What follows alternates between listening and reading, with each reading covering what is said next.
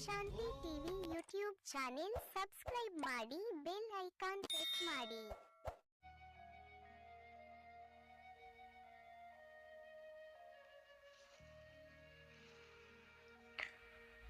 ಓಂ ಶಾಂತಿ. ನಾವೆಲ್ಲ ಆತ್ಮರು ಭ್ರೂ ಮಧ್ಯದಲ್ಲಿ ಸ್ಮೃತಿ ಸ್ವರೂಪರಾಗುತ್ತಾ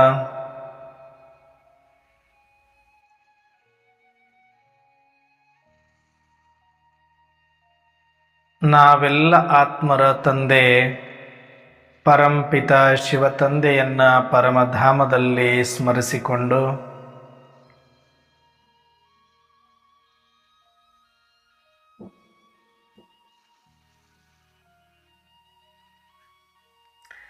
ಪ್ರಜಾಪಿತ ಬ್ರಹ್ಮ ತಂದೆ ಜಗದಂಬಾ ಸರಸ್ವತಿ ಮಮ್ಮ ತಾಯಿಯವರನ್ನ ಸೂಕ್ಷ್ಮವತನದಲ್ಲಿ ಸ್ಮೃತಿ ಮಾಡಿಕೊಂಡು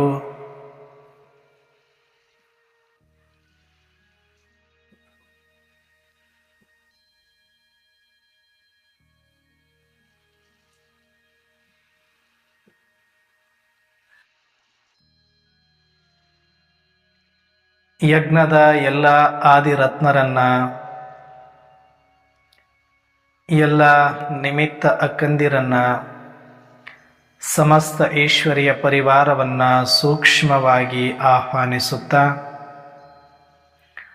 ಪ್ರತಿದಿನದಂತೆ ಈ ದಿನವೂ ಸಹ ಈ ಒಂದು ಮುರಳಿ ಚಿಂತನೆಯಲ್ಲಿ ಭಾಗವಹಿಸಿರುವ ನನ್ನೆಲ್ಲ ಸಹೋದರಾತ್ಮರಿಗೆ ಆತ್ಮೀಯವಾದ ಸ್ವಾಗತ, ಸುಸ್ವಾಗತ.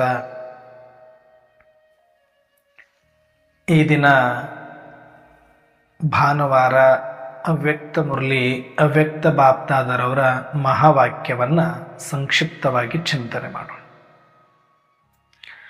ಈ ದಿನದ ಅವ್ಯಕ್ತ ಬಾಪ್ದಾದರವರು ಕೊಟ್ಟಿರುವ ವರದಾನ ಹೀಗಿದೆ: ಕಿರುಕುಳ ಕೊಡುವಂಥವರಿಗೂ ಕೂಡ ಗುಣಮಾಲೆಯನ್ನು ತೊಡಿಸುವಂತಹ ಮಹಾನ್ ಆತ್ಮ ಭವ.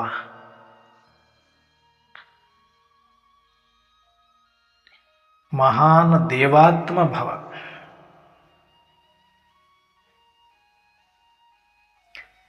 ಅಂದ್ರೆ ಈ ನಾಟಕದಲ್ಲಿ ಎಲ್ಲರ ಪಾತ್ರವೂ ಕೂಡ ನಿಗದಿಯಾಗಿದೆ.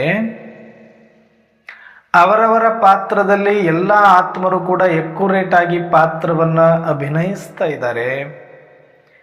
ಹಾಗಾಗಿ ಇದು ಡ್ರಾಮಾ ಪರ್ಫೆಕ್ಟ್ ಅನ್ನುವ ಸತ್ಯ ನಿಮಗೆ ಈಗಾಗಲೇ ಗೊತ್ತಾಗಿರೋದ್ರಿಂದ ಇಲ್ಲಿ ನಿಮಗೆ ಯಾರೆಲ್ಲ ಯಾವೆಲ್ಲ ಪಾತ್ರಧಾರಿಗಳು ನಿಮಗೆ ಕಿರುಕುಳವನ್ನು ಕೊಟ್ಟದ್ದೇ ಆದ್ರೂ ನೀವು ಅವರಿಗೆ ಗುಣಮಾಲೆಯನ್ನು ತೊಡಿಸಬೇಕು. ಆವಾಗಲೇ ನೀವು ಮಹಾನ್ ದೇವಾತ್ಮರಾಗೋದು ಅಂತ ಇವತ್ತು ವರದಾನ ಕೊಟ್ಟಿದ್ದಾರೆ. ಅಂದರೆ ನಿಮಗೆ ಅಪಕಾರ ಮಾಡುವಂಥವರಿಗೂ ಉಪಕಾರ ಮಾಡುವಂಥದ್ದು ದೇವತೆಗಳ ಲಕ್ಷ್ಯ. ಯಾರೇ ಮಹಾನ್ ಆತ್ಮರು, ಧರ್ಮಾತ್ಮರು, ವಿಭೂತಿ ಪುರುಷರು, ಪವಾಡ ಪುರುಷರು ಯಾರೆಲ್ಲ ಈ ಧರೆಯಲ್ಲಿ ಸೃಷ್ಟಿ ನಾಟಕದಲ್ಲಿ ಬಂದು ಹೋಗಿದ್ದಾರೆಯೋ ಅವರೆಲ್ಲರ ಜೀವನದ ಇತಿಹಾಸವನ್ನು ತೆಗೆದುಕೊಂಡಾಗ ಅವರಿಗೆಲ್ಲರೂ ಕೂಡ ಆರಂಭದಲ್ಲಿ ಕಿರುಕುಳವನ್ನು ಕೊಟ್ಟಿರೋರೆ, ಅವಮಾನವನ್ನು ಮಾಡಿರೋರೆ, ವಿಘ್ನಗಳನ್ನು ಹಾಕಿರುವವರೇ. ಯಾಕೆ ಅಂದರೆ ಸಮಾಜದಲ್ಲಿ ಯಾರು ಎಲ್ಲರಂತೆ ಬಡಿದಾಡದೆ ತಮ್ಮದೇ ಆದಂತಹ ಲೋಕದಲ್ಲಿ ಇದ್ದು ಆ ಪರಮಾತ್ಮನ ಮೊರೆ ಹೋಗಿ ಸಾತ್ವಿಕವಾಗಿ ಬದುಕನ್ನು ಕಟ್ಟಿಕೊಳ್ಳಬೇಕು ಅಂತಾರೋ ಅಂಥವರಿಗೆ ಇದು ಕಾಲನೂ ಅಲ್ಲ, ಇದು ಸ್ಥಾನನೂ ಅಲ್ಲ ಅನ್ನೋದನ್ನು ಈ ಸಮಾಜ ತೋರಿಸಿಕೊಡುತ್ತೆ. ಯಾಕಂದ್ರೆ ಎಲ್ಲರಂತೆ ಹೆಸರು, ಕೀರ್ತಿ, ಆಸ್ತಿ, ಅಂತಸ್ತು, ಅಧಿಕಾರ, ಹಣ, ರಾಗ, ದ್ವೇಷ, ವಿಕಾರಗಳಿಗಾಗಿ ಬಡದಾಡ್ತಾ ಇದ್ರೆ ಇವರು ನಮ್ಮ ಕಾಂಪಿಟೇಟರ್ ಅಂತ ತಗೊಳ್ತಾರೆ. ಹಾಗಾಗಿ ಅವ್ರ ತಂಟೆಗೆ ಯಾರು ಹೋಗಲ್ಲ. ಯಾರು ಕೆಟ್ಟವರಿದಾರೋ, ಯಾರು ದುಷ್ಟರಿದಾರೋ, ಯಾರು ಅಂತ ಪಾತ್ರವನ್ನ ಮಾಡ್ತಾರೋ ಅವ್ರ ಹತ್ರಕ್ಕೂ ಯಾರು ಹೋಗೋದಿಲ್ಲ, ಅವ್ರಿಗೆ ಯಾರು ಕಾಟನೂ ಕೊಡೋದಿಲ್ಲ. ಆದರೆ ಯಾರು ಈ ಕೆಲಸ ನಮಗಲ್ಲ, ಇದು ನಮಗೆ ಸೂಟ್ ಆಗೋದಿಲ್ಲ, ನಾವು ಈ ರೀತಿ ಬಡದಾಡೋರಲ್ಲ, ದೇಹಾಭಿಮಾನದಲ್ಲಿ ಬರೋರಲ್ಲ, ರಾಗ ದ್ವೇಷದಲ್ಲಿ ಮುಳುಗೋರಲ್ಲ, ನಾವು ಸಾತ್ವಿಕವಾದ ಜೀವನವನ್ನು ಮಾಡಬೇಕು ಅಂತ ಯಾರೆಲ್ಲ ನಿಂತುಕೊಂಡಿದ್ದಾರೋ ಅವರೆಲ್ಲರೂ ಹೆಂಗೆ ಕಾಣಿಸ್ತಾರೆ ಅಂದ್ರೆ ಸಮಾಜದ ಕಣ್ಣಿಗೆ ಶಸ್ತ್ರ ತ್ಯಾಗ ಮಾಡಿದಂಥ ಸಾತ್ವಿಕರ ಹಾಗೆ ಕಾಣಿಸ್ತಾರೆ. ಯಾರು ದೇಹಾಭಿಮಾನದಲ್ಲಿ ಬಂದು ಸಮಾಜ, ಸಂಪತ್ತು, ಸಂಬಂಧ ಅಂತ ಬಡದಾಡ್ತಾ ಇದ್ದಾರೋ ಅವರೆಲ್ಲ ಇನ್ನೂ ಶಸ್ತ್ರಗಳನ್ನು ಹಿಡ್ಕೊಂಡು ಹೋರಾಟ ಮಾಡ್ತಿರೋರಾಗಿ ಕಾಣಿಸೋದ್ರಿಂದ ಅವರು ತಂಟೆಗೆ ಯಾರು ಹೋಗೋದಿಲ್ಲ. ಯಾರು ಸಾಧು ಸತ್ಪುರುಷರಿದ್ದಾರೆ, ಯಾರು ಮಹಾತ್ಮರಿದ್ದಾರೆ, ಅವರೆಲ್ಲರೂ ಕೂಡ ಸಾತ್ವಿಕ ಜೀವನವನ್ನ ಧಾರಣೆ ಮಾಡಿಕೊಂಡು ಆ ಮಾರ್ಗದಲ್ಲಿ ನಡೀತಾ ಇದ್ರೆ, ಓ ಇವ್ರಿಗೆ ಏನು ಮಾಡಿದ್ರು ನಡೆಯುತ್ತೆ, ಇವ್ರಿಗೆ ಎಷ್ಟು ಕಾಟ ಕೊಟ್ಟರು ನಡೆಯುತ್ತೆ, ಇವ್ರನ್ನ ಹೆಂಗ್ ಬೇಕಾದ್ರೂ ಬಳಸ್ಕೊಳ್ಬಹುದು, ಇವ್ರನ್ನ ಹೆಂಗ್ ಬೇಕಾದ್ರೂ ತುಳ್ಕೊಂಡು ಓಡಾಡಬಹುದು, ಅಂದು ದಕ್ಕಿಸ್ಕೊಳ್ಬಹುದು ಅಂತ ಕೈಲಾಗದೆ ಇರುವಂತ ಹೇಡಿಗಳು ಅಂತ ಮಹಾತ್ಮರಿಗೂ ಧರ್ಮಾತ್ಮರಿಗೂ ಪವಾಡ ಪುರುಷರಿಗೂ ಕಾಟ ಕಿರುಕುಳವನ್ನು ಕೊಟ್ಟದ್ದು ಪ್ರತಿಯೊಬ್ಬರ ಜೀವನ ಚರಿತ್ರೆಯಲ್ಲಿ ನಾವು ನೋಡ್ತೇವೆ. ಹಾಗಿದ್ದ ಮೇಲೆ ಒಬ್ಬೊಬ್ಬ ಧರ್ಮಾತ್ಮರೇ ಅಷ್ಟೊಂದು ಸಹಿಸಿಕೊಂಡಿದ್ದಾರೆ. ಯೇಸುವಿನಂತ ಯೇಸುವಿಗೆ ಸಿಲುಬೆಗೆ ಹಾಕ್ತಾರೆ ಅಂದ್ರೆ, ಮೈಗೆ ಮಳೆ ಹೊಡಿತಾರೆ ಅಂದ್ರೆ, ಕೈಕಾಲುಗಳಿಗೆ ರಕ್ತ ಮಾಂಸ ಮೂಳೆ ಅಂತ ನೋಡ್ದೇನೆ ಮೊಳೆ ಜಡಿತಾರೆ ಅಂತಂದ್ರೆ, ರಕ್ತ ಸುರಿತಾ ಇದ್ರೂ ಕೂಡ ಸಿಲುಬೆಗೆ ಏರಿಸ್ತಾರೆ ಅಂತಂದ್ರೆ ಎಂತ ಕಟುಕ ಪ್ರವೃತ್ತಿ. ಏನು ನಷ್ಟ ಆಗಿತ್ತು ಯೇಸು ಕ್ರಿಸ್ತನಿಂದ ಜಗತ್ತಿಗೆ? ಯಾರ್ದಾದ್ರೂ ಆಸ್ತಿ ಕಬಳಿಸಿದ್ರ? ಏನು ಎಲೆಕ್ಷನಿನಂತ ಯಾರನ್ನಾದ್ರೂ ಸೋಲಿಸಿದ್ರ? ಅಥವಾ ಯಾರ ಮೇಲೆ ಆದ್ರೂ ದಬ್ಬಾಳಿಕೆ ಮಾಡಿದ್ರ? ಏನು ಇಲ್ಲ, ಶಾಂತವಾಗಿ ಬದುಕಿ ಪ್ರೀತಿಯಿಂದ ಬದುಕಿ ಅಂತ ಪ್ರೀತಿಯ ಸಂದೇಶವನ್ನ ಕೊಟ್ಟದ್ದೇ ತಪ್ಪು ಅನ್ನೋದಾದ್ರೆ ಅಂಥವ್ರನ್ನ ಸಿಲುಬೆಗೆ ಏರಿಸುತ್ತೆ ಈ ಸಮಾಜ ಅಂದ್ರೆ ತಿಳ್ಕೊಳ್ಳಿ, ಈ ಸಮಾಜ ಸಾತ್ವಿಕವಾಗಿ ಇಲ್ಲ.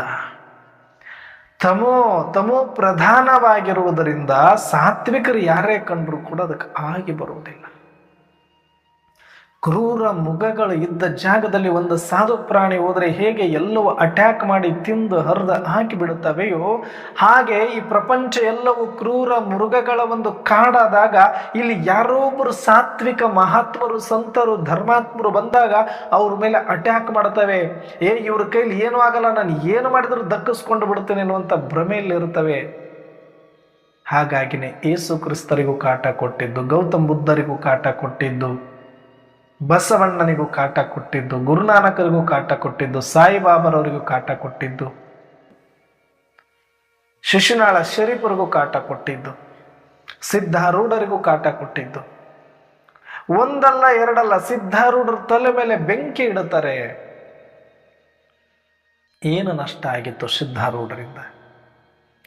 ಎಲ್ಲರೂ ಒಂದೇ ಆ ಶಿವನ ಮಕ್ಕಳು, ಶಿವನನ್ನ ಆರಾಧನೆ ಮಾಡಿ, ಶಿವನನ್ನ ಸ್ಮರಿಸಿಕೊಂಡು ಶಿವ ಶಿವ ಅನ್ಕೊಂಡು ಸಾತ್ವಿಕ ಜೀವನ ಮಾಡಿ ಕೈವಲ್ಯವನ್ನ ಪಡೆಯಿರಿ ಅಂತ ಹೇಳಿದ್ದೇ ತಪ್ಪು ಅನ್ನೋದಾದ್ರೆ, ಜಗತ್ತಿಗೆ ಬೇಕಾಗಿರುವುದು ಒಂದಾಗುವುದಲ್ಲ, ವರ್ಣ ವ್ಯವಸ್ಥೆ, ವರ್ಗ ವ್ಯವಸ್ಥೆ, ತಾರತಮ್ಯ, ಭೇದ ಭಾವ ಜಗತ್ತಿಗೆ ಇಷ್ಟ. ಯಾರು ಅಭೇದವನ್ನ ಬರಲಿಕ್ಕೆ ಹೇಳ್ತಾರೆ, ಯಾರು ಎಲ್ಲವನ್ನ ತೊಡೆದಾಟ್ಲಿಕ್ಕೆ ನೋಡ್ತಾರೆ, ಅಂಥವರಿಗೆ ಕಠಿಣತರ ಶಿಕ್ಷೆಗಳನ್ನು ಈ ಸಮಾಜ ವಿಧಿಸಿದೆ. ಅಣ್ಣ ಬಸವಣ್ಣನವರಿಗೂ ಕೂಡ ಈ ವರ್ಣಭೇದ, ವರ್ಗಭೇದ, ಜಾತಿ ಬೇಡ, ಏನೂ ಬೇಡಪ್ಪ, ನಾವೆಲ್ಲರೂ ಒಂದೇ ಆ ಶಿವನ ಮಕ್ಕಳಾಗಿದ್ದೇವೆ, ಶಿವನ ಕೃಪೆಯನ್ನ ಪಡೀಲಿಕ್ಕೆ ಎಲ್ಲರಿಗೂ ಜನ್ಮಸಿದ್ಧ ಅಧಿಕಾರ ಇದೆ, ಯಾರು ಬೇಕಾದರೂ ಎಲ್ಲಿ ಬೇಕಾದರೂ ಶಿವಪೂಜೆಯನ್ನ ಮಾಡಬಹುದು ಅಂತ ಹೇಳಿದ್ದೆ ತಪ್ಪು ಅಂತ ತಿಳಿದು ಅವ್ರ ಜೊತೆಗಿದ್ದವರಿಗೆಲ್ಲ ಹಾನಿ ಕಾಲಿಗೆ ಕಟ್ಟಿ ಎಳಿಸಿ ಕಣ್ಣುಗಳನ್ನ ಕಿತ್ತಿ ಕ್ರೂರವಾಗಿ ಕೊಲ್ಲುತ್ತಾರೆ ಅಂದ್ರೆ, ಬಸವಣ್ಣನನ್ನ ಗಡಿಪಾರು ಮಾಡ್ತಾರೆ ಅಂತಂದ್ರೆ ಎಷ್ಟು ಕ್ರೂರ ಈ ಸಮಾಜ. ಮಹಾತ್ಮ ಗಾಂಧೀಜಿಯವರನ್ನ ಗುಂಡಿಟ್ಟು ಕೊಂದ ಸಮಾಜ. ಯಾರು ಒಳ್ಳೆಯದು ಮಾಡಬೇಕು ಸಮಾಜಕ್ಕಂತ ಬಂದವರು ಅವ್ರಿಗೆಲ್ಲರಿಗೂ ಸಮಾಜ ಕೊಟ್ಟಿದ್ದೇನು ಅಂತ ನೋಡೋದಾದ್ರೆ ಶಿಕ್ಷೆ, ದಂಡನೆ, ಕ್ರೂರವಾದ ಸಾವು, ಕ್ರೂರವಾದ ಚಿತ್ರ ಹಿಂಸೆ, ಅವಮಾನ, ವಿಘ್ನ. ಅದೆಲ್ಲದರ ಒಟ್ಟು ಫಲವೇ ಇವತ್ತಾಗ್ತಾ ಇರುವ ಪಾಪಾಚಾರ, ಅನಾಚಾರ, ಅತ್ಯಾಚಾರ ಇನ್ನೂ ಮಾರಿ ಹಬ್ಬ ಬಾಕಿ ಇದೆ. ಯಾಕಂದ್ರೆ ಯಾವೆಲ್ಲ ಧರ್ಮಾತ್ಮರಿಗೆ, ಯಾವೆಲ್ಲ ದೇವಾತ್ಮರಿಗೆ, ಯಾವೆಲ್ಲ ಮಹಾತ್ಮರಿಗೆ, ಯಾವೆಲ್ಲ ಸಂತ ಶರಣರಿಗೆ, ಯಾವೆಲ್ಲ ಸಿದ್ಧಿ ಪುರುಷರಿಗೆ, ಸಾತ್ವಿಕರಿಗೆ, ಪ್ರಾಮಾಣಿಕರಿಗೆ ತೊಂದರೆ ಕೊಟ್ಟ ಈ ಸಮಾಜವನ್ನ ಸುಮ್ಮನೆ ಬಿಡೋದಾದ್ರೂ ಹೇಗೆ? ಪ್ರಕೃತಿ, ಪರಮಾತ್ಮ ಇದರ ವಿರುದ್ಧ ಯಾವುದು ಕೂಡ ರಿಯಾಕ್ಷನ್ ತಗೊಳ್ಳೋದಿಲ್ಲ. ಯಾವ ಧರ್ಮಾತ್ಮನು ಮಹಾತ್ಮನು ಸಂತ ಶರಣನು ಇದನ್ನು ಬಯಸೋದಿಲ್ಲ. ಯೇಸು ಕ್ರಿಸ್ತಗ ಮೊಳೆ ಹೊಡಿತಾ ಇದ್ರು ಕೂಡ, ಹೇ ಗಾಡ್, ಇವ್ರಿಗೇನು ಮಾಡ್ತಾ ಇದ್ದೀವಿ ಅಂತ ಗೊತ್ತಾಗ್ತಾ ಇಲ್ಲ, ಅವರನ್ನು ಕ್ಷಮಿಸಿ ಬಿಡಪ್ಪ ಅಂತ ಕೇಳ್ತಾರೆ. ಯಾರು ತನಗೆ ಮೊಳೆ ಹೊಡಿತಾ ಇದ್ದಾರೋ ಅಂಥವ್ರನ್ನ ಕ್ಷಮಿಸು ಅಂತ ಕೇಳುವಂಥವ್ರು ಧರ್ಮಾತ್ಮರು, ಮಹಾತ್ಮರು, ಸಂತರು, ಶರಣರು. ಕಳ್ಳನ ಮನೆಗೊಬ್ಬ ಬಲುಗಳ್ಳ ಬಂದರೆ ಅದು ಕೂಡಲ ಸಂಗನಲ್ಲದೆ ಮತ್ತಾರು ಇಲ್ಲ ಅಂತ ಬಸವಣ್ಣ ಹೇಳ್ತಾನೆ. ತನ್ನ ಹೆಂಡತಿಯ ಮೈ ಮೇಲೆ ಕೈ ಹಾಕಿ ಬಂಗಾರವನ್ನ ಕದಿಯುವಂತ ಕಳ್ಳನನ್ನ ಆ ಕೂಡಲ ಸಂಗಮನ ರೂಪದಲ್ಲಿ ನೋಡುವಂತ ಪುಣ್ಯಾತ್ಮ. ಅಂಥವರಿಗೆ ಚಿತ್ರ ಹಿಂಸೆ ಕೊಟ್ಟಿರ್ತಕ್ಕಂತಹ ಈ ನರ ಮಾನವರು, ಸಮಾಜ ಅಂತ ಅನಿಸ್ಕೊಂಡಿರೋದು. ಇದು ಹಿಂಗೆ ಹೋದ್ರೆ ಒಳ್ಳೆಯ ತನಕ ಬೆಲೆ ಇರುತ್ತೆ. ಇವರು ಮಾಡಿರುವ ಪಾಪಾಚಾರ, ಅನಾಚಾರ, ಅತ್ಯಾಚಾರಗಳಿಗೆ ದಂಡ, ಬೆಲೆ ತೆರಲೇಬೇಕಾಗಿದೆ. ಅದು ಪರಮಾತ್ಮನು ವಿಧಿಸೋದಿಲ್ಲ, ಯಾವ ಮಹಾತ್ಮ ಧರ್ಮಾತ್ಮನು ವಿಧಿಸೋದಿಲ್ಲ, ಅದು ವಿಧಿಸೋದು ಪ್ರಕೃತಿ. ಈಗ ಪ್ರಕೃತಿಯ ಪಾಠವೇ ಎಲ್ಲರನ್ನ ಪರಿವರ್ತನೆ ಮಾಡುವಂತ ಸಮಯ ಈಗ ಬರ್ತಾ ಇದೆ. ಇದನ್ನೇ ಕಲಿಯುಗ ಅಂತ ಕರಿತೀವಿ. ಏನನ್ನವ್ರೆ ಕಲಿಯುಗ ಕಲಿಯುಗ ಅಂತೀರಿ ನೀವು? ಇವಾಗ್ಲೂ ಪಾಪಾಚಾರ, ಅನಾಚಾರ, ಅತ್ಯಾಚಾರ, ರಾಗ, ದ್ವೇಷ, ಅಸೂಯೆ, ಮೋಸ, ವಂಚನೆ ಮಾಡೋರಿಗೇನೆ ಈಗ ಕಾಲ ಅಣ್ಣವ್ರೆ. ಅವ್ರು ಆರಾಮಾಗಿದ್ದಾರೆ, ಇವತ್ತು ಒಳ್ಳೇದಾಗಿ ಬದುಕೋರಿಗೆ ಚಿತ್ರ ಹಿಂಸೆ, ಕಷ್ಟ, ನೋವು ಇವತ್ತಿಗೂ ಇದೆ ಅಲ್ವಾ ಅಂದ್ರೆ ಖಂಡಿತವಾಗಿ ಅತಿ ಆಗದವರ ಅಂತ್ಯ ಮಾಡಲಿಕ್ಕೆ ಸಾಧ್ಯ. ಇದು ನಿಯಮ, ಇದು ಪ್ರಕೃತಿ ನಿಯಮ ಇದು. ಹಾಗಾಗಿ ಈ ಸಮಯದಲ್ಲಿ ಈಗ ನೀವೇನಾಗ್ಲಿಕ್ಕೆ ಹೊರಟಿರಿ? ನರಸೆ ನಾರಾಯಣ, ನಾರೀಸೆ ಶ್ರೀಲಕ್ಷ್ಮಿ, ಮಾನವಸೆ ಮಹಾದೇವ್, ಅರ್ಥಾತ್ ಮನುಷ್ಯನಿಂದ ದೇವತೆ ಆಗುವಂತಹ ವಿದ್ಯೆಯನ್ನು ನೀವು ಕಲಿತಾ ಇದ್ದೀರಿ ಅಂದರೆ ಧರ್ಮಾತ್ಮರಿಗಿಂತ, ಮಹಾತ್ಮರಿಗಿಂತ, ಸಂತರಿಗಿಂತ, ಶರಣರಿಗಿಂತ, ಪವಾಡ ಪುರುಷ, ಸಿದ್ಧಿ ಪುರುಷರಿಗಿಂತ ಅತಿ ಎತ್ತರದ ಸ್ಥಾನವಾದ ದೇವತಾ ಸ್ಥಾನ. ಅಂತ ದೇವತಾ ಸ್ಥಾನವನ್ನ ಪಡೆಯುವ ಸಲುವಾಗಿ ನೀವು ಏನು ಪುರುಷಾರ್ಥ ಮಾಡ್ತಾ ಇದ್ದೀರಿ, ವಿದ್ಯೆಯನ್ನು ಓದುತ್ತಾ ಇದ್ದೀರಿ, ಅಂತ ಸತ್ಯ ಪ್ರಪಂಚಕ್ಕೆ ನೀವು ಅಧಿಪತಿಗಳಾಗ್ತಿದ್ದೀರಿ, ಪ್ರಕೃತಿಯೇ ನಿಮಗೆ ದಾಸಿಯಾಗಿ ಸೇವೆ ಸಲ್ಲಿಸುವಂತ ಪ್ರಭುತ್ವವನ್ನು ನೀವು ಪಡಿತೀರಿ ಅಂದ್ರೆ ಅವರು ಧರ್ಮಾತ್ಮರಿಗೆ, ಮಹಾತ್ಮರಿಗೆ, ಸಂತರಿಗೆ, ಶರಣರಿಗೆ ಏನು ಕಷ್ಟ ಬಂದಿದೆ ಅದಕ್ಕಿಂತ ಹೆಚ್ಚಿಗೆ ಕಷ್ಟ ನಿಮಗೆ ಬಂದರೆ ಮಾತ್ರನೇ ತಿಳ್ಕೊಳ್ಳಿ ನೀವು ದೇವತೆ ಆಗ್ಲಿಕ್ಕೆ ಎಲ್ಜಿಪ್ಪ. ನನಗೇನು ತೊಂದರೆ ಇಲ್ಲ ಅನ್ನೋರು ಇವತ್ತಿನವರೆಗೂ ಮಸ್ತ್ ಸಿಗ್ತಾ ಇದೆ, ಬಾಬಾ ಅನ್ಕೊಂಡು ಭೋಗ ಉಣ್ತೀನಿ, ಬಾಬಾ ಅನ್ಕೊಂಡು ನಡೀತಾ ಇದ್ದೀನಿ, ನನಗೇನು ವಿಘ್ನ ಇಲ್ಲ, ಅವಮಾನ ಇಲ್ಲ, ತೊಂದರೆ ಇಲ್ಲ ಅನ್ಕೊಳ್ಳಿ. ನಿಮಗೆ ದೇವತಾ ಪದವಿಯಲ್ಲಿ ಲೀಸ್ಟ್ ಎಲ್ಲಿದೆಯೋ ಅಂತ ನಿಮಗೆ ಗೊತ್ತಿಲ್ಲ ಅಷ್ಟೆ. ಯಾರಿಗೆ ಈ ಒಂದು ಸಮಯದಲ್ಲಿ ಸಾತ್ವಿಕ ಜೀವನ ಮಾಡೋರಿಗೆ ಅತಿಯಾದ ಅವಮಾನಗಳು, ಅತಿಯಾದ ವಿಘ್ನಗಳು, ಮಾಡದೇ ಇರುವ ತಪ್ಪಿಗೆ ಅವಮಾನ, ಮಾಡದೇ ಇರುವ ತಪ್ಪಿಗೆ ವಿಘ್ನ, ಮಾಡದೇ ಇರುವ ತಪ್ಪಿಗೆ ಪರಿಸ್ಥಿತಿಗಳು, ಯಾರಿಗೆ ಅಯ್ಯೋ ನಾನು ಎಷ್ಟು ಚೆನ್ನಾಗಿದ್ದೀನಿ, ಎಷ್ಟು ಒಳ್ಳೆ ಪುರುಷಾರ್ಥ ಮಾಡ್ತಿದ್ದೀನಿ, ಎಷ್ಟು ಸೇವೆ ಮಾಡಿದ್ದೀನಿ, ಎಷ್ಟು ದಾನ ಧರ್ಮ ಮಾಡ್ತಾ ಇದ್ದೀನಿ, ಒಬ್ರಿಗೊಂದು ಕೆಟ್ಟದ್ದು ಬಯಸ್ತಾ ಇಲ್ಲ, ನನಗೆ ಮಾತ್ರ ಒಂದು ಮುಗಿಯೋದ್ರೊಳಗಡೆ ಒಂದು ವಿಘ್ನದ ಮೇಲೆ ವಿಘ್ನ ಆಗ್ತಾರೆ, ಕಿರುಕುಳಗಳನ್ನ ಕೊಡ್ತಾರೆ, ಅವಮಾನಗಳನ್ನ ಮಾಡ್ತಾರೆ.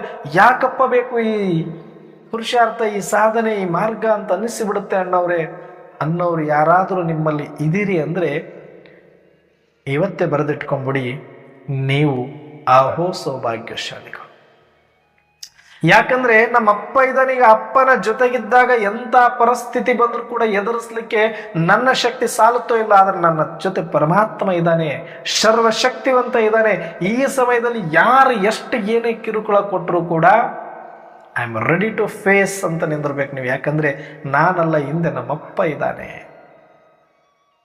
ಇಲ್ಲಿ ತನಕ ಅವ್ರಿಗೆಲ್ಲ ಬಂದಾಗ ಒಬ್ಬೊಬ್ಬರೇ ಇದ್ರು, ಇವಾಗ ನಮ್ಗ ಜೊತೆಗೆ ಅಪ್ಪ ಇದ್ದಾನೆ. ನಮಗೆ ಪ್ರಕೃತಿ ಸಹಯೋಗ ಕೊಡ್ಲಿಕ್ಕೆ ಪ್ರಕೃತಿ ಇದೆ. ಪ್ರಜಾಪಿತ ಬ್ರಹ್ಮ, ಜಗದಂಬ ಸರಸ್ವತಿ, ತಾಯಿ ಮಮ್ಮ, ಎಲ್ಲ ಆದಿ ರತ್ನರ ಸಹಯೋಗ, ಇಡೀ ಈಶ್ವರಿಯ ಪರಿವಾರ ಒಟ್ಟಿಗಿದೆ. ಅದು ದೊಡ್ಡದು.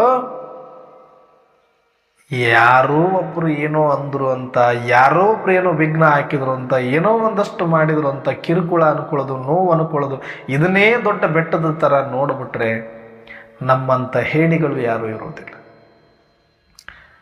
ಇವಾಗ ನಿಮ್ಗೆ ಏನಾದ್ರೂ ವಿಘ್ನನೇ ಬರಲಿಲ್ಲ, ನಿಮ್ಗೆಲ್ಲ ಆರಾಮಾಗಿ ನಡೀತಾ ಇದೆ ಅನ್ಕೊಳ್ಳಿ, ನಿಮ್ದೆಲ್ಲೋ ಒಂದು ಕಡೆ ಪಾತ್ರ ತುಂಬಾ ಚಿಕ್ಕದಿದೆ. ಸತ್ಯಯುಗ, ತ್ರೇತಾಯುಗದಲ್ಲಿ ಅಷ್ಟೆ.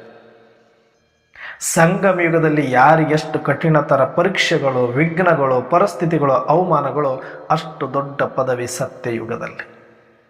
ಇದು ಡ್ರಾಮಾ ನಿಯಮಾನುಸಾರ. ಯಾಕಂದ್ರೆ ಪರೀಕ್ಷೆ ಇಲ್ಲದೆ ತೇರ್ಗಡೆ ಆಗ್ಲಿಕ್ಕೆ ಸಾಧ್ಯ ಇಲ್ಲ, ಪದವಿ ಪಡಿಲಿಕ್ಕೆ ಸಾಧ್ಯ ಇಲ್ಲ. ನೀವು ಪರೀಕ್ಷೆನೇ ಬರೀದಿಲ್ಲ ಅಂದ್ರೆ ಆಲ್ ಟಿಕೆಟ್ ಬಂದಿಲ್ಲ ನಿಮಗೆ. ಸುಮ್ಮನೆ ಕೋರ್ಸ್ ತಗೊಂಡ್ಬಿಟ್ಟಿದೀವಿ, ಬಾಬಾನ ಮಗುವಾಗಿದೀವಿ ಅಂದ್ರೆ ಆಗಬಹುದು, ಹೋಗಬಹುದು ಸತ್ಯತ್ರೇತದಲ್ಲಿ ಎಲ್ಲೋ ಒಂದು ಸಣ್ಣ ಪದವಿಗೆ ಸುಮ್ಮನೆ.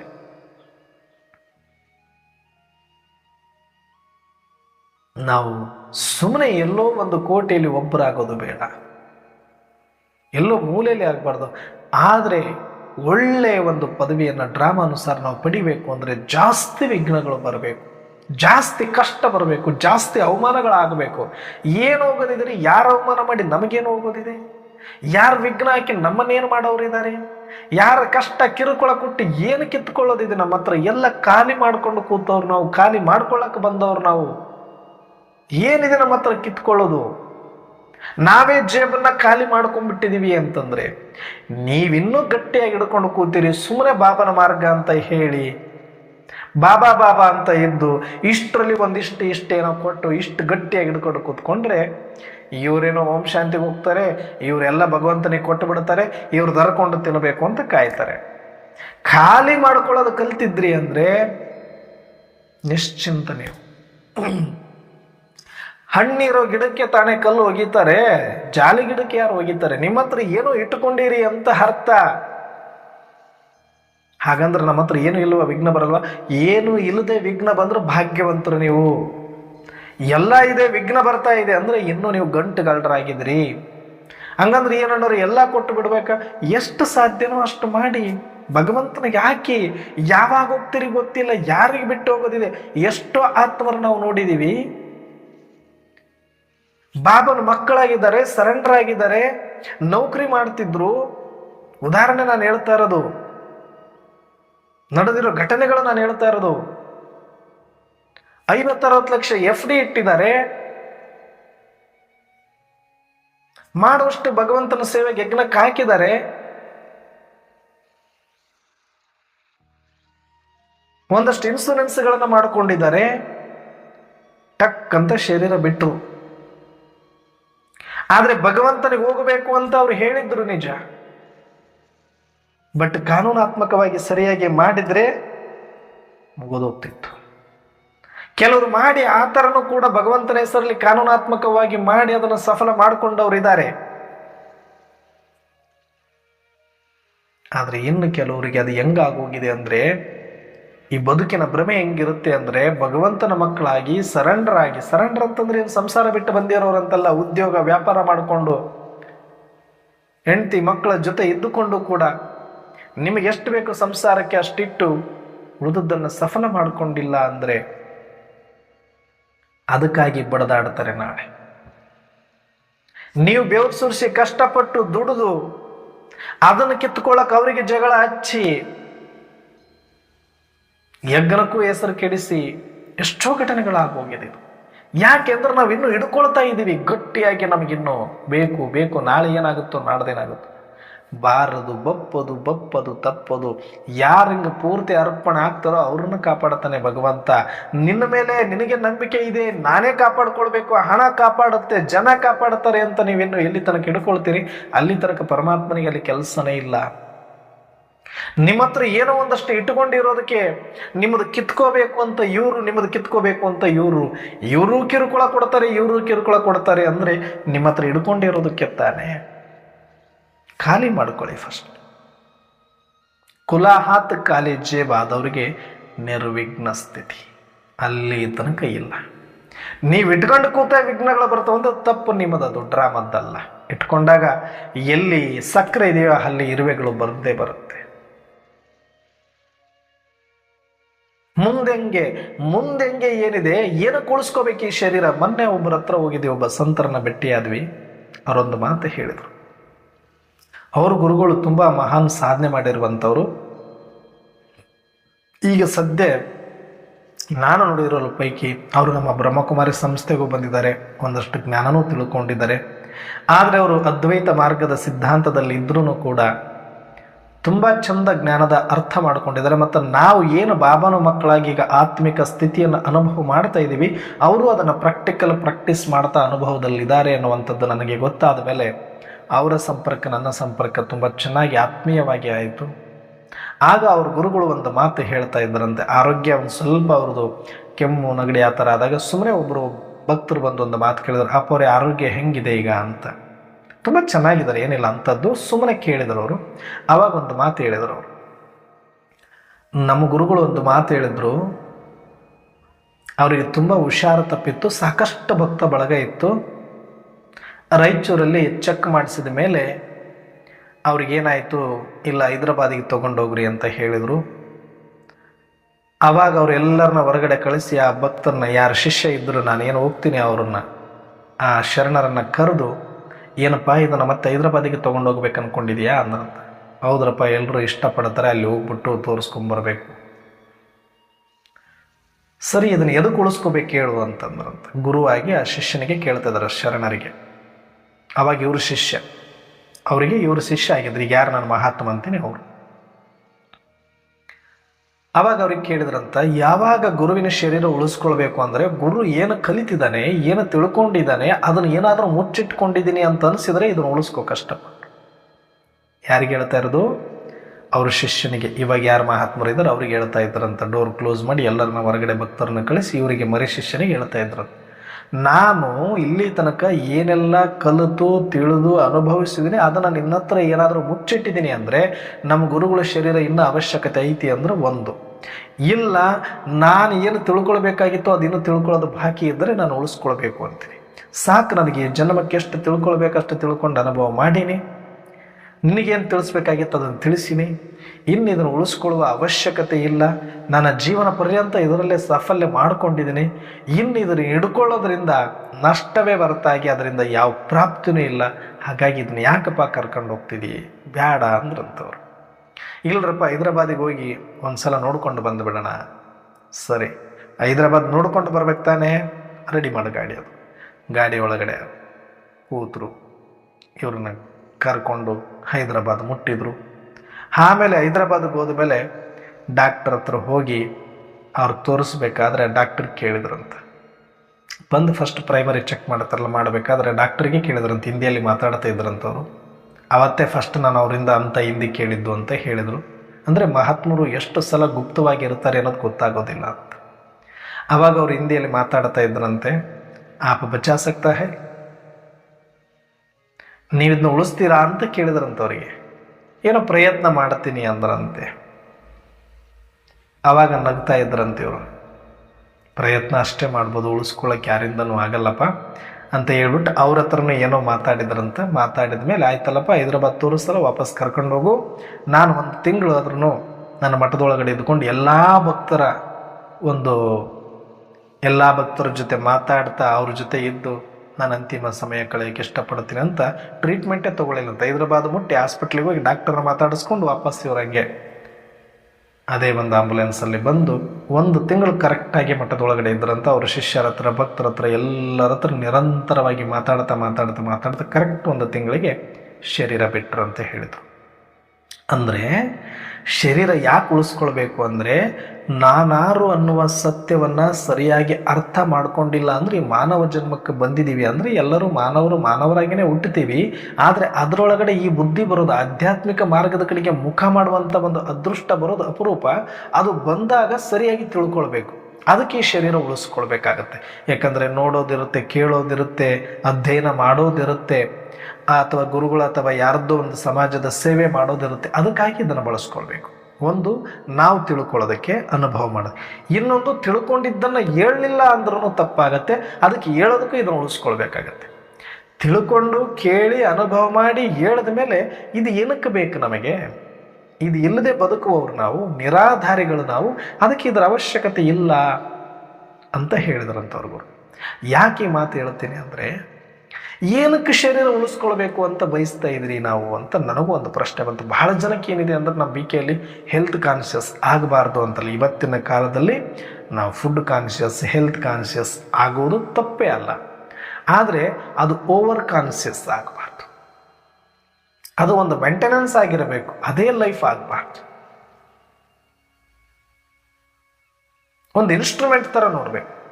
ಒಂದು, ನಾವು ಬ್ರಹ್ಮಕುಮಾರಸಿಗೆ ಈಗ ಪಕ್ಕ ಏನಾಗಿದೆ ಅಂದರೆ, ಎಷ್ಟು ಶಾಸ್ತ್ರ, ಎಷ್ಟು ಗ್ರಂಥ, ಎಷ್ಟು ವೇದ, ಉಪನಿಷತ್ತುಗಳು ಎಲ್ಲವೂ ಕೂಡ ಹರ್ಕೊಂಡು ಕುಡಿದ್ರು ಯಾವ ಸತ್ಯ ಪೂರ್ತಿಯಾಗಿ ತಿಳಿಲಾರದ ನೇತಿ ಅಂತ ಎಲ್ಲರೂ ಹೋಗಿದ್ದಾರೆ. ಆದರೆ ನಮ್ಮ ಅದೃಷ್ಟ ಏನಂದ್ರೆ ಸ್ವಯಂ ಪರಮಾತ್ಮ ಬಂದು ಆತ್ಮಜ್ಞಾನವನ್ನು ಎಷ್ಟು ಪಕ್ಕ ಮಾಡಿಸಿದ್ದಾರೆ ಅಂದರೆ ಅದರಲ್ಲಿ ಒಂದು ಲವಲೇಶದಷ್ಟು ಕೂಡ ನಮಗೆ ಸಂಶಯ ಇಲ್ಲ. ನಾನು ಯಾರು, ನಾನು ಎಲ್ಲಿದ್ದೀನಿ, ನಾನು ಹೇಗಿದ್ದೀನಿ, ಎಲ್ಲಿಂದ ಬಂದಿದ್ದೀನಿ, ಯಾರು ನನ್ನ ತಂದೆ, ನನ್ನ ಕರ್ತವ್ಯ ಏನು, ಎಲ್ಲಿಗೆ ಹೋಗಬೇಕು, ಕಂಪ್ಲೀಟ್ ಸಂಪೂರ್ಣವಾದ ಜ್ಞಾನವನ್ನು ನನಗೆ ಕೊಟ್ಟಿದ್ದಾರೆ ಪರಮಾತ್ಮ. ಇದನ್ನು ತಿಳಿದಾಯಿತು. ಈಗ ಇವನು ಉಳಿಸ್ಕೊಳ್ಬೇಕು. ಯಾಕಂದರೆ ಅದರಲ್ಲೇ ಅನುಭವ ಮಾಡ್ತಾ ಮಾಡ್ತಾ ಮಾಡ್ತಾ ಇರಕ್ಕೆ ನಾನು ಪ್ರಾಕ್ಟೀಸ್ ಮಾಡಬೇಕು. ಅದನ್ನು ಮಾಡ್ಕೊಳ್ಳೋದಕ್ಕೆ ಈ ಶರೀರ ಬೇಕು. ಆದ್ರೆ ಅದನ್ನು ಬಿಟ್ಟು ಇನ್ನೂ ಇದನ್ನು ಕಾಪಾಡ್ಕೊಂಡು ಏನಿಡೋದಿದೆ, ಎಷ್ಟು ವರ್ಷ ಬೇಕು? ತಿಳಿದಾಯ್ತಲ್ಲ, ತಿಳಿದ ಮೇಲೆ ಅಲ್ಲಿ ಇರೋದಷ್ಟೇ. ಆ ಸ್ಮೃತಿ ಸ್ವರೂಪರಾಗ್ಬಿಟ್ರೆ ಇನ್ನೇನಕ್ಕೆ ಈ ಶರೀರ ಬೇಕು? ಆಯ್ತಪ್ಪ, ನಾನು ತಿಳ್ಕೊಂಡೆ, ಅನುಭವ ಮಾಡಿದೆ, ನನ್ನ ಕೈಲಾದಷ್ಟು ಒಂದಷ್ಟು ನಾನು ಕಳ್ಕೊಳ್ಬೇಕು ಅಂದ್ರೆ ಆಗಲ್ಲ. ಶರೀರ ಇರೋ ತನಕ ಇದನ್ನು ಏನಕ್ಕೆ ಬಳಸ್ಕೊಳ್ಬೇಕು ಅಂದ್ರೆ ಸೇವೆಗೆ ಬಳಸ್ಕೊಳ್ಬೇಕು. ನನಗೆ ಶರೀರದ ಅವಶ್ಯಕತೆ ಇಲ್ಲ. ಯಾಕಂದ್ರೆ ನನ್ನ ಆತ್ಮ ಅಂತ ಗೊತ್ತಾಯ್ತು, ನಾನು ಸ್ವಯಂಭೂ ಅಂತ ಗೊತ್ತಾಯಿತು, ನಾನು ಸಂತೃಪ್ತ ಅಂತ ಗೊತ್ತಾಯಿತು, ನಾನು ಶಕ್ತಿವಂತ ಅಂತ ಗೊತ್ತಾಯಿತು, ನಾನು ನಿರಾಧಾರ ಅಂತ ಗೊತ್ತಾಯಿತು, ನಾನು ನಿರ್ವಿಘ್ನ ಅಂತ ಗೊತ್ತಾಯಿತು, ನಾನು ನಿಶ್ಚಿಂತ ಅಂತ ಗೊತ್ತಾಯಿತು, ನಾನು ನಿಜಾನಂದ ಸ್ವರೂಪ, ಸಚ್ಚಿದಾನಂದ ಸ್ವರೂಪ ಅಂತ ಗೊತ್ತಾಯಿತು. ನನ್ನ ಮನೆ ಯಾವುದು, ನನ್ನ ತಂದೆ ಯಾವುದು, ಎಲ್ಲವೂ ಆತ್ಮಜ್ಞಾನ ಪಡೆದಾಯಿತು.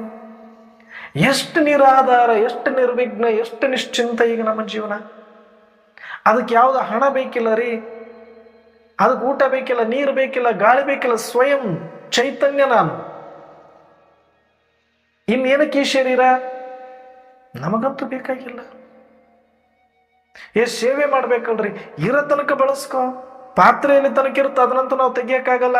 ಈ ಶರೀರ ಬೇಡ ಅನ್ನಕ್ಕಾಗಲ್ಲ. ಅದು ಉಳಿತು ಎಲ್ಲಿ ತನಕ ಅಂದ್ರೆ ಅಲ್ಲಿ ತನಕ ಇದಕ್ಕೆ ಬಳಸು. ಕೆಟ್ಟತಾ ಬಿಡು, ನಿಂದಲ್ಲ. ಈಗ ಅದು ಮುಗಿತು, ನೀನು ಬಿಟ್ಟು ಬಿಡ್ಬೇಕು, ಅದನ್ನು ಹೊರಗಡೆ ಬಂದು ಬಿಡ್ಬೇಕು. ನೀನು ಅರ್ಥಾರ್ಥ ಆ ಶರೀರದೊಳಗೆ ಇದ್ದು ಕೂಡ ಶರೀರದ ಮೇಲೆ ಅಭಿಮಾನ ಇಲ್ಲದೆ, ಶರೀರದ ಮೇಲೆ ಅವಲಂಬನೆ ಇಲ್ಲದೆ ನೀನು ನೀನಾಗಿದ್ದುಕೊಂಡು ಈ ಶರೀರವನ್ನ ಸಮಾಜಕ್ಕಾಗಿ, ಸರ್ವಾತ್ಮರಿಗಾಗಿ, ಅವರ ಕಲ್ಯಾಣಕ್ಕಾಗಿ ಬಳಸು ಅಷ್ಟೆ. ಹಾಗೆ ನೋಡಿದರೆ ಮತ್ತೆ ನಮಗೇನಕ್ಕೆ ಶರೀರ ಬೇಕು? ಸಮಾಜಕ್ಕಾಗಿ ಬೇಕು, ಡ್ರಾಮಕ್ಕಾಗಿ ಬೇಕು ಅಂದ್ರೆ ಅದು ಉಳಿಸ್ಕೊಂಡ್ರೆ ಅಷ್ಟು ಸೇವೆ ಮಾಡೋಣ. ಕೆಟ್ಟತ ಬಿಟ್ಟು ಬಿಡೋಣ. ಚಪ್ಪಲಿ ಹಾಕಬೇಕು, ನಮ್ಮ ರಕ್ಷಣೆಗೆ ಬೇಕು. ಅದು ಅರಿತು ಅಂದ್ರೆ ಏನು ತಲೆ ಮೇಲೆ ಹೊತ್ಕೊಂಡು ಓಡಾಡೋದೈತೆ? ಅರಿತು ಅಂದ್ರೆ ಬಿಡ್ತೀವಿ, ಮತ್ತೆ ಹೊಸದು ತಗೊಳ್ತೀವಿ. ಹೊಸದು ತಗೊಳ್ಳೋ ಅವಶ್ಯಕತೆನೇ ಇಲ್ಲ. ಈಗ ನಾವು ಮೇಲೆ ಹಾರಾಡೋರಿಗೆ ಚಪ್ಪಲಿ ಹಾಕಬೇಕೀಗ. ಫರಿಸ್ತೆ ಆಗಿದ್ದೀವಿ ನಾವು, ಈ ಚಮಡಿ ಚಪ್ಪಲಿ ಹಾಕಬೇಕೀಗ. ಅದಕ್ಕೆ ನಾವು ಫರಿಸ್ತಾಸ್ತಿ ಅಭ್ಯಾಸ ಮಾಡ್ತಾ ಹೋದಾಗ ಈ ದೇಹದ ಮೇಲಿನ ಮೋಹ ಕಡಿಮೆ ಆಗುತ್ತೆ. ಮೋಹ ಕಡಿಮೆ ಆದಾಗ ಇದಕ್ಕೆ ಕೂಡಿಡುವ ಬುದ್ಧಿ ಕಡಿಮೆ ಆಗುತ್ತೆ. ಕೂಡಿಡುವ ಬುದ್ಧಿ ಕಟ್ಟಾದಾಗ ನಮಗೆ ವಿಘ್ನಗಳು ಕಡಿಮೆ ಆಗುತ್ತೆ. ನಮ್ಮ ಹತ್ರ ಏನಿಲ್ಲ, ಖಾಲಿ ಮಾಡಿಕೊಂಡ ಮೇಲೆ ವಿಘ್ನ ಬರ್ತಾ ಇದೆ ಅಂದ್ರೆ ನೀವು ಸೌಭಾಗ್ಯಶಾಲಿಗಳು. ನಿಮ್ಮದು ದೊಡ್ಡ ಪದವಿ ಇದೆ. ನೀವು ಪೇಷನ್ಸಿಂದ ಇರಲೇಬೇಕು, ತಾಳ್ಮೆಯಿಂದ ತಗೊಳ್ಳೇಬೇಕು. ನೀವು ಆತ್ಮಿಕ ಸ್ಥಿತಿಯಲ್ಲಿದ್ದಾಗ ಅದು ಯಾವುದು ವಿಘ್ನ ಅನಿಸೋದಿಲ್ಲ. ಅದಕ್ಕೆ ಜಗತ್ತಿನಲ್ಲಿ ಯಾರು ಆತ್ಮೀಯ ದೃಷ್ಟಿಯಲ್ಲಿ ಬಂದಿದ್ದಾರೋ, ಸರ್ವರನ್ನು ಆತ್ಮರಂತೆ ನೋಡ್ತಿದ್ದಾರೋ, ಎಲ್ಲರೂ ಆ ಶಿವನ ಮಕ್ಕಳಂತೆ ಕಾಣ್ತಿದ್ದಾರೋ, ಎಲ್ಲರೂ ನನ್ನ ಸಹೋದರ ಅಣ್ಣ ತಮ್ಮಂದರಂತ ಅವರಿಗೆ ಕಾಣಿಸ್ತಿದ್ದಾರೋ, ಅವರು ಯಾರ ಮೇಲೆ ದ್ವೇಷ ಮಾಡಬೇಕು? ಯಾರ ಮೇಲೆ? ಈಗ ತಾಯಿ ತನ್ನ ಮಗು ಹೊಟ್ಟೆ ಒಳಗಡೆನೂ ಒದಿತಾ ಇರುತ್ತೆ, ಹೊರಗಡೆ ಬಂದ ಮೇಲೆನೂ ಮುಖದ ಮೇಲೆ ಒದಿತಾ ಇರುತ್ತೆ. ಹಾಗಂತ ಹೇಳ್ಬಿಟ್ಟು ಯಾರಿಗೂ ಕಂಪ್ಲೇಂಟ್ ಕೊಟ್ಟಿದ್ದಾಳೆ ತಾಯಿ? ಅಥವಾ ಆ ಕಾಲಿಗೆ ಮತ್ತೆ ಯಾವತ್ತಾದ್ರೂ ಬರೆ ಇಟ್ಟಿದ್ದಾಳ? ಯಾಕೆ? ನನ್ನ ಮಗು ಆಟ ಆಡ್ತಾ ಇದೆ, ಅದು ಗೊತ್ತಿಲ್ಲ ಕಾಲು ಯಾವುದು, ತಲೆ ಯಾವುದು, ಮುಖ ಯಾವುದು, ಒದಿಲಿ. ಹಾಗೆ ನಾವೆಂದು ನೋಡ್ಬೇಕು? ನಮ್ಮ ಸಹೋದರ ಆತ್ಮರು ಅಜ್ಞಾನದ ಮಬ್ಬಿನಲ್ಲಿದ್ದಾರವರು, ನಿದ್ದೆಗಣ್ಣಲ್ಲಿದ್ದಾರವರು, ಎಚ್ಚರ ತಪ್ಪಿದ್ದಾರೆ. ಎಚ್ಚರ ತಪ್ಪದಾಗ ಕಾಲು ಬಡಿದ್ರೆ ನಾವು ಏನು ಹೇಳಕ್ಕಾಗತ್ತೆ? ಹುಚ್ಚರು ಕಾಲು ತಟ್ಟಿದ್ದಾರೆ, ನಾವೇನು ಅವ್ರಿಗೆ ಬಡಿತೀವ? ಹಾಗೆ ಅಜ್ಞಾನದಲ್ಲಿದ್ದಾರೆ, ವಿಕಾರದ ಹುಚ್ಚಲ್ಲಿ ಮುಳುಗಿದ್ದಾರೆ ಪಾಪ ಅವರು. ಅವ್ರ ಮೇಲೆ ನಮಗೆ ದಯ ಬರಬೇಕು, ಕರುಣೆ ಬರಬೇಕು. ಯಾರು ನಿಮಗೆ ಕಿರುಕುಳ ಕೊಡುತ್ತಾರೋ ಅವರಿಗೆ ಗುಣಗಳ ಮಾಲೆಯನ್ನು ತೊಡಿಸುವಂತಹ ಮಹಾನ್ ದೇವಾತ್ಮರಾಗಿ ಅಂತ ಹೇಳಿದರೆ. ಹಾಗಾಗಿ ನಾವೆಲ್ಲರೂ ಕೂಡ ಇನ್ನು ಮುಂದೆ ನಮಗೆ ಯಾರು ವಿಘ್ನ ಹಾಕಿದ್ರು ಬೇಜಾರಾಗಬಾರ್ದು, ಯಾರು ಅವಮಾನ ಮಾಡಿದ್ರು ಬೇಜಾರಾಗಬಾರ್ದು, ಯಾರು ಏನೇ ಪರಿಸ್ಥಿತಿ ತಂದಿಟ್ಟರು ಬೇಜಾರಾಗಬೇಡಿ. ನನಗೆ ಸಿಗಬೇಕಾಗಿರೋ ಜ್ಞಾನ ಸಿಕ್ಕಾಗಿದೆ, ನಾನು ಅನ್ಕೊಳ್ಬೇಕಾಗಿರೋ ಸ್ಮೃತಿಯಲ್ಲಿ ಬಂದಾಗಿದೆ, ನನಗೆ ಪರಮಾತ್ಮ ತಿಳಿದಾಗಿದೆ, ಪರಮಧಾಮ ತಿಳಿದಾಗಿದೆ, ನನ್ನ ಸ್ವಯಂ ಅನುಭೂತಿಯಲ್ಲಿ ನಾನಿದ್ದೀನಿ. ಹಾಗಾಗಿ ಈಗ ನನ್ನ ಶರೀರದ ಮೇಲೆ ಅವಲಂಬನೆ ಇಲ್ಲ, ಯಾವ ಸಂಪತ್ತಿನ ಮೇಲೆ ಅವಲಂಬನೆ ಇಲ್ಲ, ಯಾವ ಸಂಬಂಧಗಳ ಮೇಲೆ ಅವಲಂಬನೆ ಇಲ್ಲ, ಯಾವ ಸಮಾಜದ ಮೇಲೆ ನಾನು ಅವಲಂಬನೆ ಇಲ್ಲ. ನಾನು ಸ್ವಯಂಭೂ ಏಕ ಬಾಪ್ ದೂಸರನ್ನ ಕೊಯ್ ಎನ್ನುವಂಥ ಸತ್ಯದಲ್ಲಿ ಬರೋಣ. ಎಲ್ಲರಿಗೂ ಕೂಡ ಗೌರವವನ್ನು ಕೊಟ್ಟು ಅವರ ಮೇಲೆ ಕರುಣೆ ದಯೆಯನ್ನು ತೋರಿಸಿ ಅವರೆಲ್ಲರನ್ನ ಕ್ಷಮಿಸಿ ಅವರಿಗೆ ಆತ್ಮಕಲ್ಯಾಣ ಮಾಡುವಂತಹ ಗುಣಗಳ ದಾನವನ್ನು ಮಾಡೋಣ ಅಂತ ಹೇಳ್ತಾ ಇವತ್ತಿನ ಚಿಂತನೆಯನ್ನು ಮುಕ್ತಾಯ ಮಾಡ್ತಾ ಇದ್ದೀನಿ. ಅಚ್ಚಾ, ಓಂ ಶಾಂತಿ.